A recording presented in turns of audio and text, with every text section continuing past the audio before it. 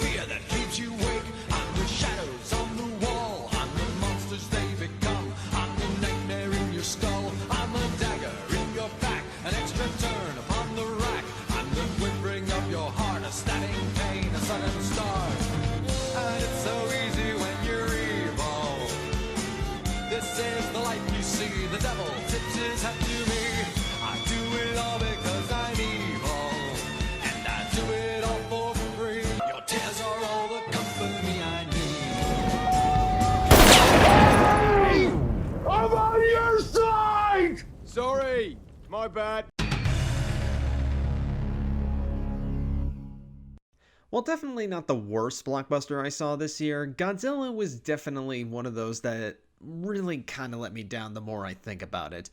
I mean, for the giant monster fights, it's fine for what it does, but for everything else, especially with the human stories, it felt a lot duller than the previous film. And that's kind of saying a lot because I gave a pass to the previous humans in the first film, and Vera Farmiga's character just ended up being one of those pretentious environmentalist people who thought that she was doing the right thing by destroying everything, and yeah, it just does not work well here, and I don't know what they were thinking going with this kind of character, but it just did not settle well.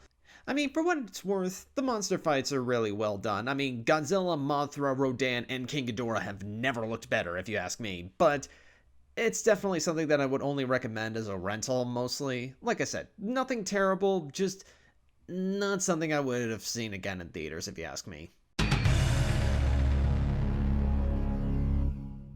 Have you ever wanted to see a movie that felt like it had no direction to it whatsoever? Well, considering Nickelodeon and Paramount didn't even credit a director for this movie, it kind of feels that way. Now, to explain why Dylan Brown wasn't given credit for this movie, well, let's just say he got Me Too'd. But whether or not someone was given the blame for this movie, it doesn't matter because this movie is just awful. I mean, a lot of the character designs are completely unoriginal. I mean, the pig and bear look like Pumbaa and those Charmin bears you see in those toilet paper commercials. Like, really, there's nothing creative to these characters whatsoever. Even in the voice acting, I felt like these were characters we had seen before in other films. And it's not just because they're voiced by celebrities, which is, a format I'm starting to get really sick of, but just in the fact that there's literally no effort put into, well, most of it, really. The film is basically your rambunctious young child is depressed because one of the parents is sick and then runs away from wanting to go away to summer camp or something and ends up going to the magical land that they imagine, and little do they know, it's been taken over since the parent got sick. Am I the only one who's a little irritated that the theme park is called Wonderland in the movie and not Wonder Park? The title of the movie? It's like, sorry, can't use Wonderland. It's apparently copyrighted in the title, but we could say it in the movie.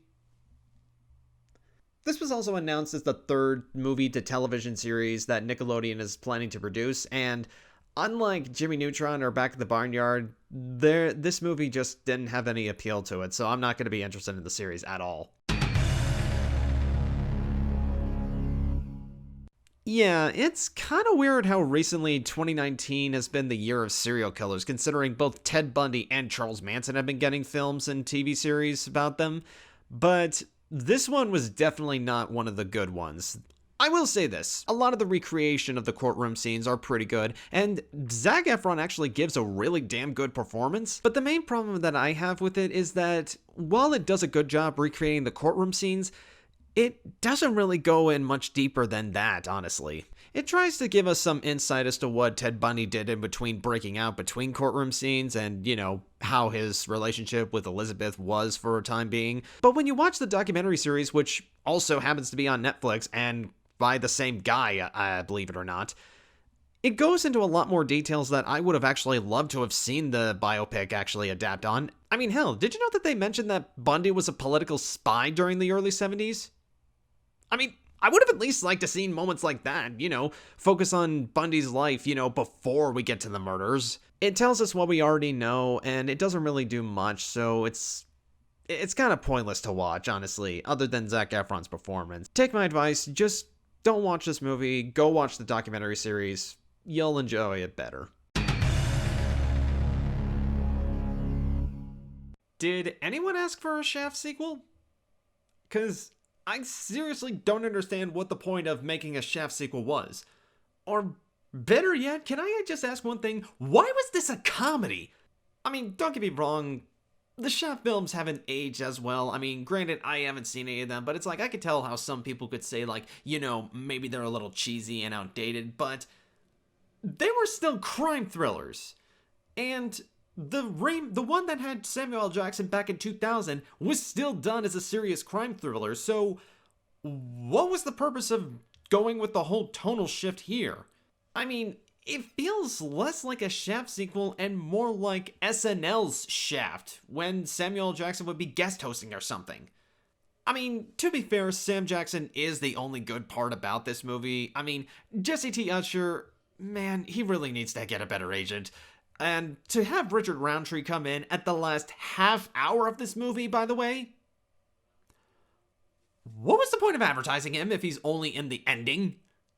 I'm only putting this lower on the list because I have to admit I technically cheated watching this movie. I didn't go see it in theaters. I watched it on Netflix through a VPN. So sorry if the theatrical experience was lost on me to those who love it, but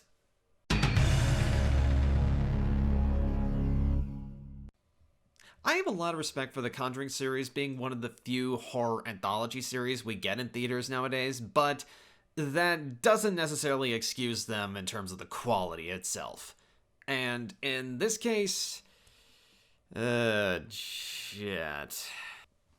I mean, don't get me wrong, Linda Cardellini is a wonderful, underrated actress who definitely deserves a lot more credit for what she's given, but the curse of Lila Rona definitely doesn't give her anything to work with here, and I didn't even expect this to be an installment of the Conjuring series until I saw it, and the connection they make is just so weak that it doesn't really matter. They could have not mentioned anything from the previous films, and it wouldn't have made a difference. It's just the same lackluster jump scares we get over and over again. I didn't really like some of the kids in this movie. A lot of the direction felt below standard, and the fact that the director of this movie is going to be directing The Conjuring 3, which, don't get me started on the title, like, seriously, did Tyler Perry come up with that? I was originally gonna put Annabelle Comes Home on here, but when I discovered that The Curse of Lila Rona was a Conjuring installment, I had to double check and realize That's by sucking! Okay, I want you to all understand that I saw this movie with my friend at one of the only theaters that can play this in the top quality it's supposed to be in, and yeah, even then I still didn't think this movie was that good. I mean, I'll definitely give this movie the credit it deserves. It's definitely got some really stellar action. I mean, this is definitely better than the action in Hobbs and Shaw, if you ask me, because there's actually a lot at stake. However, that doesn't really excuse a lot of the really crappy and predictable storytelling. It's like, the twist in this movie, my friend, who's not that knowledgeable about movies, she was able to figure it out before me, and I was like, oh, how did I not see that? As impressive as it is to see some of the de-aging effects, especially through people like Will Smith, I'm just not interested in this technology because it just makes it kind of tedious and pointless. Like, oh, look at our technology, look how fancy we're being. Yeah, that's probably one of the reasons I'm not as big of a fan of The Irishman as other people are. Is it the worst Will Smith movie I've seen this year? No, we're getting to that, but Gemini Man is definitely one I'm not going to be looking back fondly on, and considering its technical accomplishments, man, that's depressing.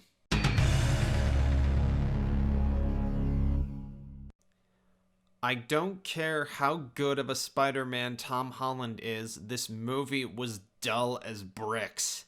Look, I mean no disrespect to any of Tom Holland's fan base, and if you do think he is the best actor to play Spider-Man, that's no problem, I'm not going to argue against that. But I'm sorry, I don't like these movies, and my biggest problem is that they write Spider-Man as this naive, selfish dumbass. Oh yeah, I'm gonna give this pair of glasses that happens to be the controller to a super weapon satellite and also a memento from my father figure who died saving everybody in existence, and give it to some random jackass who was claiming to be from another dimension. Wow. You're a fucking asshole. Look, I might be reading a little bit into that, but even putting that aside, a lot of the action just doesn't really feel that exciting anymore. I have never been a fan of John Watts' films. Even back with Cop Car, I was not a fan of that. That was the only thing I was actually looking forward to when it was announced that Sony and Disney were originally going to be splitting up. I was actually hoping they would probably try and bring on some new writers for future films, or possibly integrate Spider-Man into their Sonyverse, just focusing on villains first and then having them fight against Spider-Man in a reverse Avengers sort of thing with Sinister Six, like they originally planned. Instead, we're just continuing with this film of, like, things happen just because the script says so kind of movies. It also seems to be lacking a lot of emotional attachment because, like, had the Elementals actually had some interference with Spider-Man before knowing about them in his Europe trip, it might have been a little bit easier to understand, but yeah, it just doesn't seem... I just don't find anything grabbing me in terms of this plot. I will admit the comedy isn't as obnoxious as it was in the first movie because the side characters are given less screen time. Jake Gyllenhaal also does fine as Mysterio, but at the end of the day, he just ends up becoming very predictable with the story.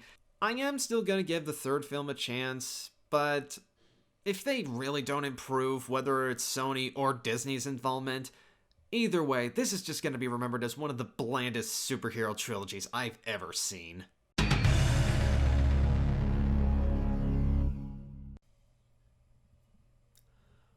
Why does this movie exist? Like, I seriously want to know, besides money, why does this movie exist? Like, they literally just added nothing to The Lion King that we haven't already seen before. And don't give me that excuse of, oh, well, now this time it has a more accurate cast. It's like, it doesn't matter. You could have brought in a new cast to redub the old film and it wouldn't have made a difference. I wouldn't have complained about that. Look, I can understand that Jon Favreau really wanted to prove something here, but here's the thing. He already proved with The Jungle Book that he was capable of doing something of this incredible feat already, so this just kind of felt pointless if you ask me. I mean, yeah, you brought James Earl Jones back to reprise his role as Mufasa, but it's still kind of distracting to hear Chiwetel Ejiofor play Scar instead of Jeremy Irons. And also, you had the gall to cast someone as badass as Chiwetel Ejiofor, who is a great singer, mind you, which, by the way, go watch Kinky Boots, that's a goddamn awesome movie. You take Be Prepared and turn it into a small sing-talky tone? You fucking people. Now, is it my least favorite Disney remake? No, Maleficent is still worse, and don't get me started on the sequel, because I actually did not go see that, nor do I want to. But it wasn't the worst Disney remake I saw this year.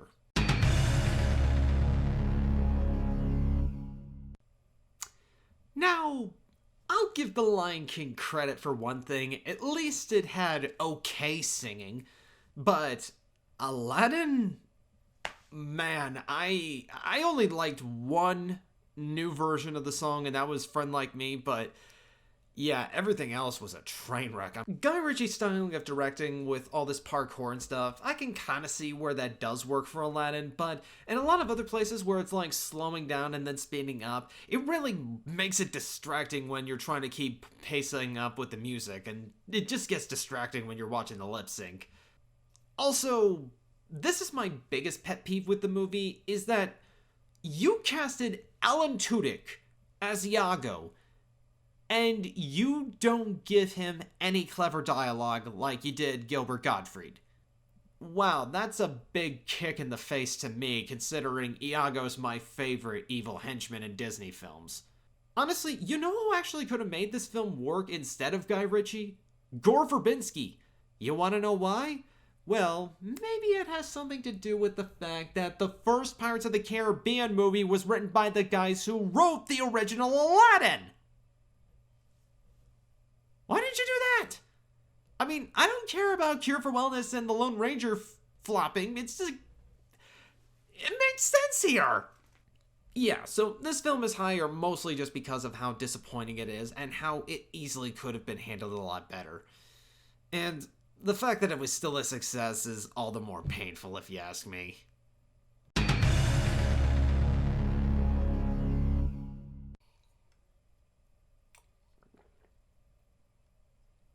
Ugh. I have never been this offended personally, but at the same time, stupidly entertained at the same time. Because, wow, John Travolta was the man to do it, apparently. For those who haven't seen The Fanatic, here's a rundown. John Travolta plays this autistic fanboy who works as a performer on Hollywood Boulevard. And he's a big fan of this actor, Hunter Dunbar. And all he wants is an autograph. But he doesn't get it, so he starts stalking him. Hunter's an asshole to him, and... Alright, I need to start talking about what really works about this film and what doesn't. And yeah, I actually do have something nice to say about here. Hold on. I'll give John Travolta credit for this. Okay, let me admit, not a fan of John Travolta. But here, I'll admit, he actually does a fairly good job here. He actually does show in his performance that he has some background in studying this performance, considering he did have an autistic son who unfortunately passed away at a young age. So, I can't really fault his performance, it's just mostly on the fact that Fred Durst is not a good filmmaker. You ever heard of a lot of people make fun of the band Limp Bizkit? Well, he's the lead of that. And there's actually a scene of Hunter Dunbar and his son driving around listening to Limp Bizkit and enjoying it. I can tell you now this guy is just begging Tarantino to be like, please, Quentin, I am me again. I need to come back badly.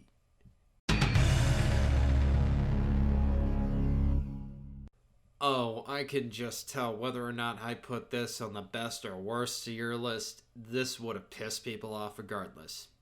And I'm just going to also go a step further and just say right up, to anybody who says that this is better than The Last Jedi needs to go back to school and take storytelling classes because you clearly don't know how that works.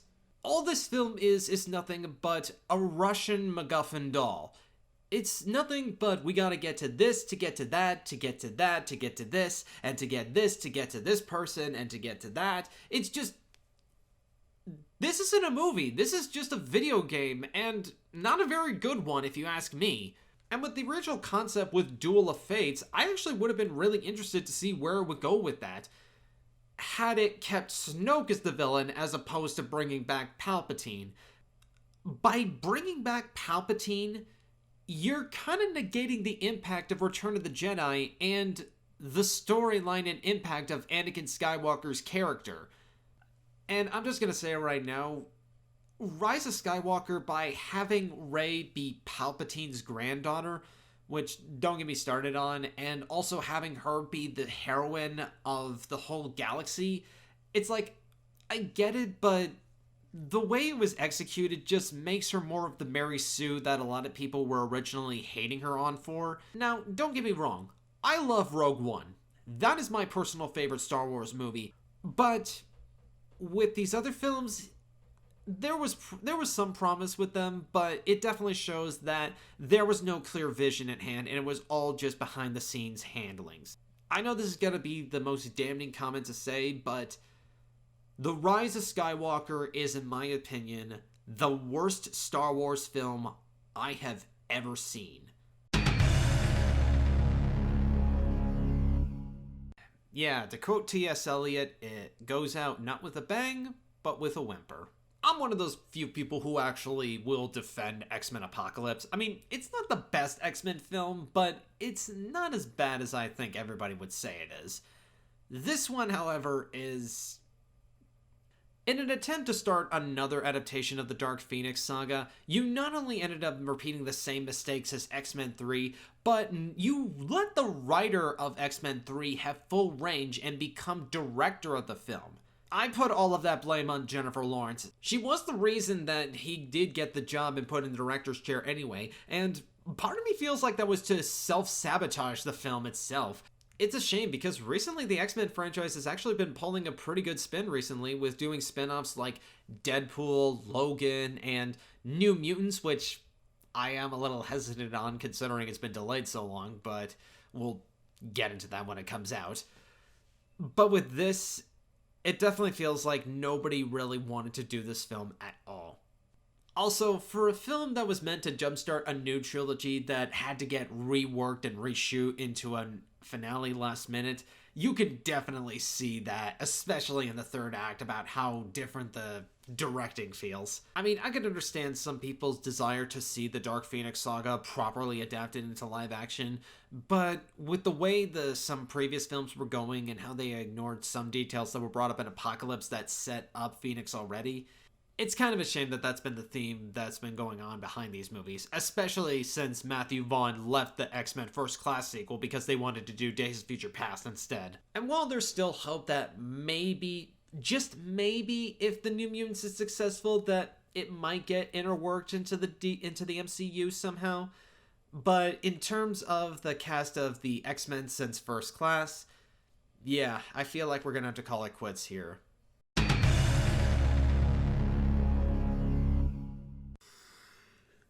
This was the film I was begging desperately to be good, despite the negative reception the trailers were getting, and it turned out a lot worse than I thought. Considering I've been hearing not only a lot of studio problems, but even ones to where David Harbour was walking off set and how the director was also fighting with the producers in terms of, like, proper direction, man, I should have taken those warning signs and steered clear of this movie. I'm not just saying this as someone who loves the Guillermo del Toro movies starring Ron Perlman, because those feel like they have passion put behind them, like they're real movies. And especially considering Mike Mignola worked on the second film closely in terms of the screenplay. But to see the studio greenlight something like this, as opposed to something Del Toro wanted to bring, or was trying to get greenlit to bring for over a decade now, that's a real kick in the balls if you ask me. How's the action? It's awful. How are the effects? Well, aside from some of the makeup, especially with Hellboy, a lot of the effects and action just look really cheap and bad. I mean, it looks like something that should be on Netflix as opposed to in theaters, and not in a good way if you ask me.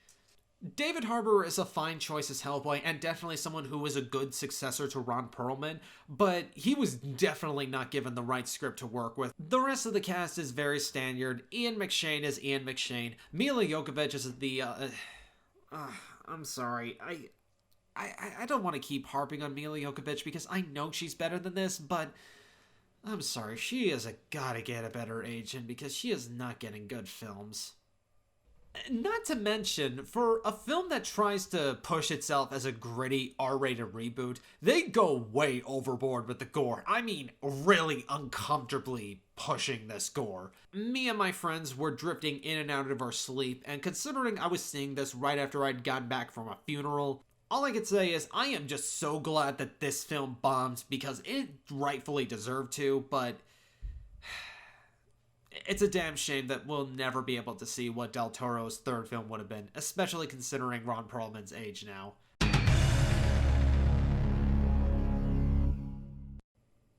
Man, I have never seen a studio-manufactured movie as bad as this, but Men in Black International just smells of studio manufactured, if you ask me.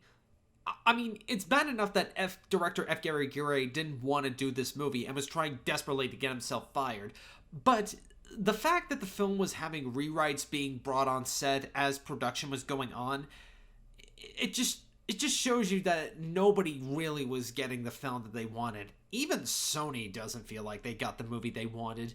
Tessa Thompson and Chris Hemsworth have worked better in other films, and even in films they've worked together in, like Thor Ragnarok. That's a great film. Here, however, man, do their characters not work at all. If you thought Rey was a Mary Sue, just take a look at Molly in this movie, because she is the biggest Mary Sue I have ever seen in film in a while. For someone who's a rookie to Men in Black, she suddenly knows all of these great gadgets off the back of her hand, and yet Chris Hemsworth, who's this veteran and pro at Men in Black, who was at top of the class in his region, suddenly doesn't know all this shit?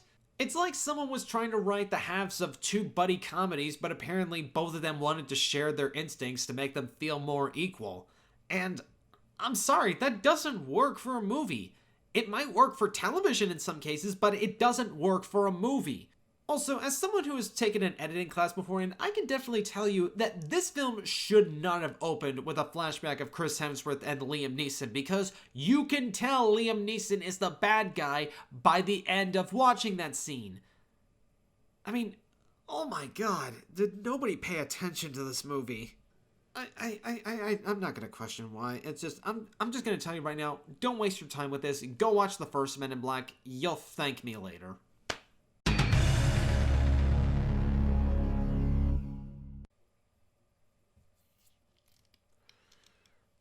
So to anybody who has read my top 10 worst horror films of the decade list, you should properly know that this was a film that rightfully offended me, and I rightfully so, that I have a reason to despise this movie. I'm just going to keep this short and simple. This is a psychological horror film based on the murders of Sharon Tate by the Manson family. And it also has another agenda push that... Okay, I'm going to go into spoiler territory because I seriously do not want anybody to see this movie. But basically, it recreates the murders twice on screen. And the second time they do it, they have this fantasy in which Sharon steps up to the Mansons.